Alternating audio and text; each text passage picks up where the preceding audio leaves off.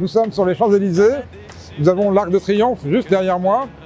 Les Champs-Élysées ne sont pas uniquement la plus belle avenue du monde, c'est aussi l'un des plus grands centres commerciaux à ciel ouvert qui puisse exister. Là où les magasins font le plus de chiffre d'affaires et là aussi où ils payent le plus de loyers. Aujourd'hui, les Champs-Élysées sont en train d'entrer dans une nouvelle ère. Des marques de luxe arrivent de plus en plus, elles reviennent sur les Champs-Élysées. Des travaux énormes sont en train d'être effectués.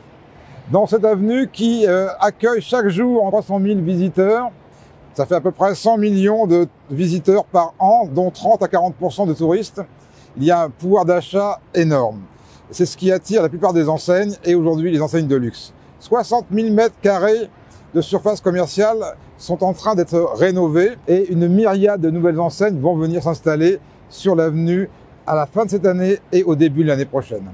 Nous aurons le nouvel Apple Store qui sera le plus grand de France et d'Europe.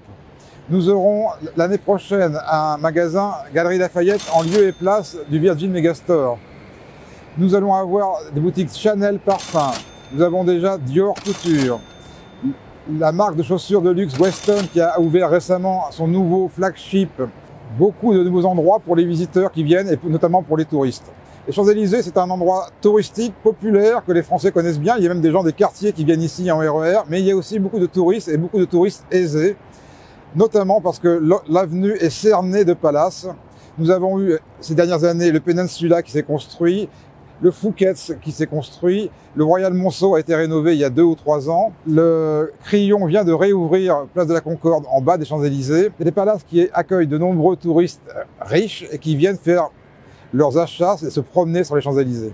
Ce succès commercial et cette masse de gens qui viennent sur les Champs-Élysées pour acheter des produits de toutes les marques, y compris les marques les plus prestigieuses, fait que les locations du mètre carré commercial est l'un des plus élevés au monde. L'avenue des Champs-Élysées est la 4e avenue la plus chère au monde.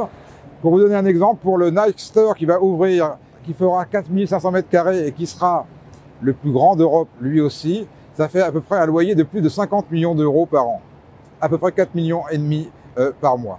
Voilà. Donc il faut beaucoup d'argent, beaucoup de visiteurs et vendre beaucoup de produits pour s'installer sur les Champs-Élysées, mais c'est aussi les Champs-Élysées une vitrine mondiale puisque même ceux qui n'achètent pas passent pour se promener. Les touristes viennent ici pour voir Paris et pour voir les marques qui sont dans cet écrin. Le seul bémol des Champs-Élysées, c'est la voirie. La mairie de Paris n'a pas rénové l'avenue depuis 1993. À l'époque, c'était Jacques Chirac qui était à la mairie de Paris.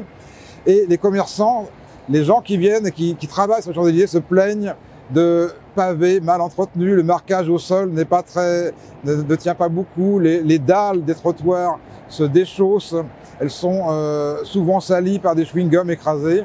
La mairie de Paris a un énorme travail de rénovation à faire. Malheureusement, ce ne semble pas être la priorité de Anne Hidalgo, disent les professionnels qui travaillent sur les Champs-Élysées.